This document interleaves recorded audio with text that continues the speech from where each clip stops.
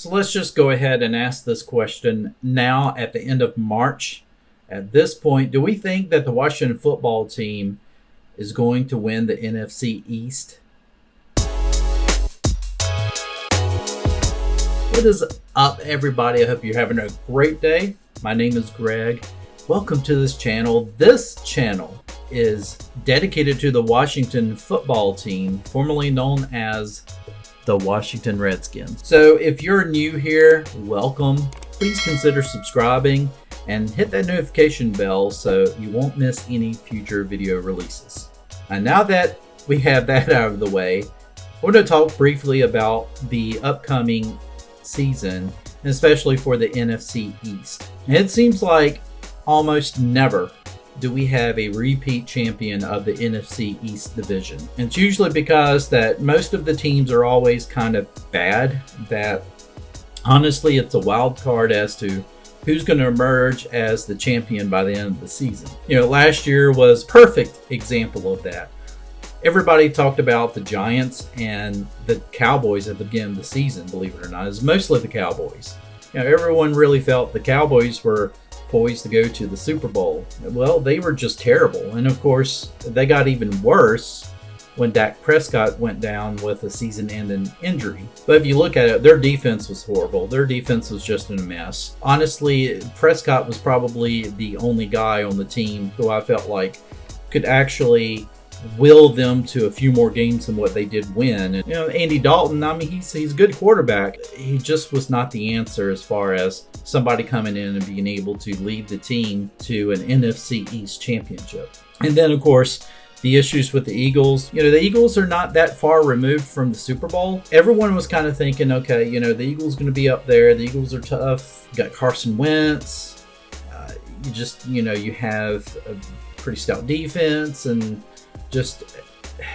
we really thought that things were going to be greatly improved for the Philadelphia Eagles. And then the Philadelphia Eagles just kind of fell apart. It seemed like the first game of the season against our Washington football team was kind of a microcosm of how things are going to be for the entire season. They start off, they're up on us 17-0, and then we come back and we score 27 unanswered points or something like that to beat them. And that just really seemed like it kind of set the stage of how the Eagles season was going to be for the rest of the year. And then, of course, everything kind of imploded at the end of the season. Jalen Hurts coming in and being basically crowned the new starting quarterback, QB1 for the 2021 season. Many don't really feel that the Philadelphia Eagles are going to be a team that's going to really make much noise in the 21 season. I kind of agree with that, although I don't think they're going to be as bad as what everyone is thinking. And especially when it comes to the NFC East, it doesn't matter. NFC East games are always tough no matter what the record is. So they're going to have some games that they're able to win, but I think in the most part, this is going to be a really tough year for them.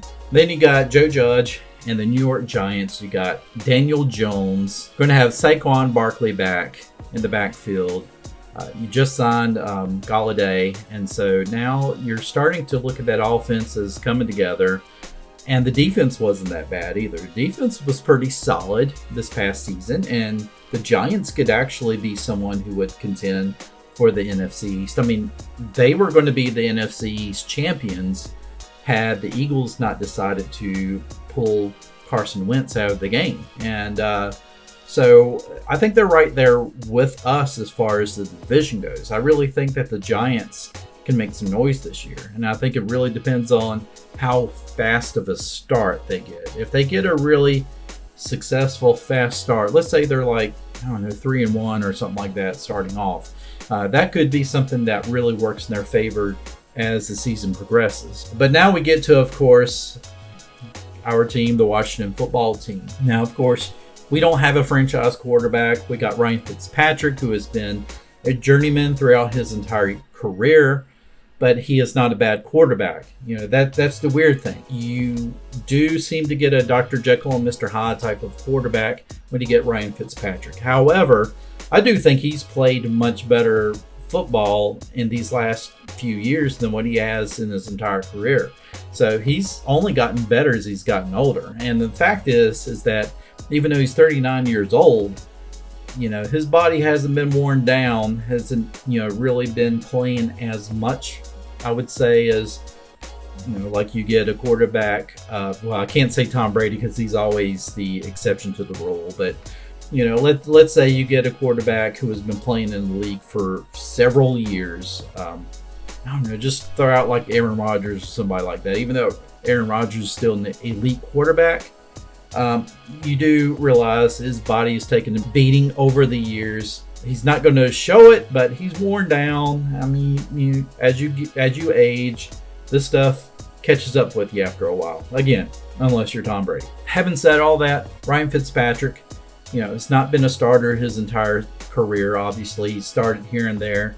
He's had some good seasons. He's had some really good games. He's had some awesome games. He's had some terrible games. In the end, it all comes down to this. The Washington football team is going to win some games with Ryan Fitzpatrick, and they're going to lose some games with Ryan Fitzpatrick. But I think overall, he's going to be the great holdover, or not holdover, but kind of a bridge quarterback to get us through the 21 season until we're able to actually either groom the quarterback that is going to be hopefully our franchise quarterback in 22, or we're going to draft that guy in 22. And if we draft the guy not this year but next year, then maybe that means that we bring Fitzpatrick back for a second season, because you really, unless the guy's a sure thing, you really don't want to have to throw these rookies into the fire unless, like I said, unless they're going to be the next coming of Peyton Manning or somebody like that. And even Peyton Manning didn't have, the greatest of time in his first season as a pro. So overall, though, I really think you look at the Washington football team, they have solidified a lot of positions on the offense. Wide receivers, I think, are pretty well set. I think we got a deep wide receiving corps there.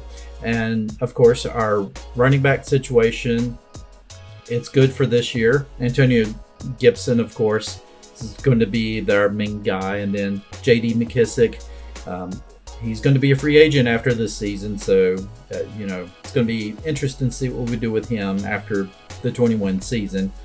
And then, of course, you have Barber, who kind of comes in. He's kind of the specialty type of back who can come in and get those short yardages for you, whatever that may look like. And we have kind of forgotten about Bryce Love. Bryce has been injured for much of his NFL career.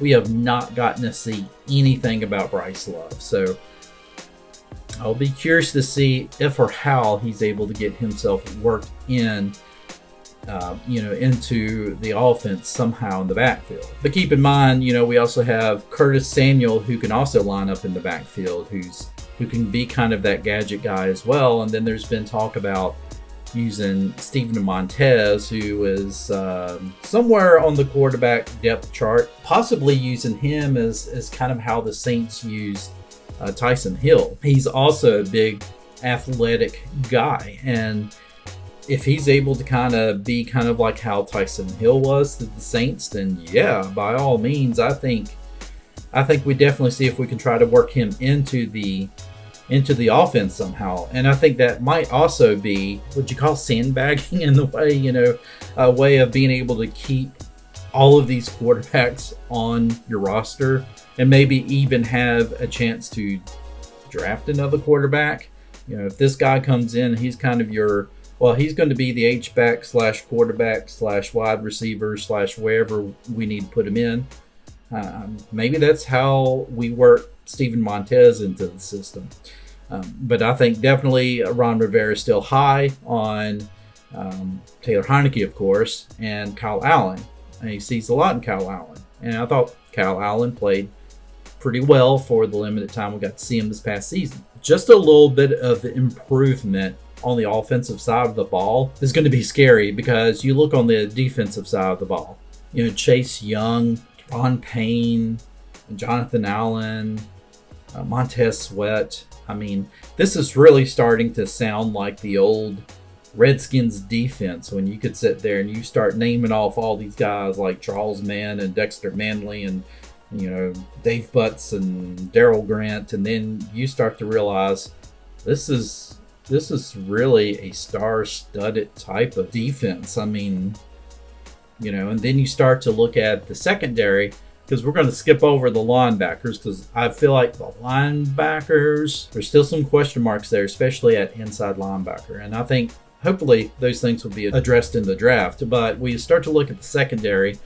You know, you got Fuller, of course, on one side of the field. You're going to have William Jackson on the other side of the field. So you're going to have two good, solid corners there.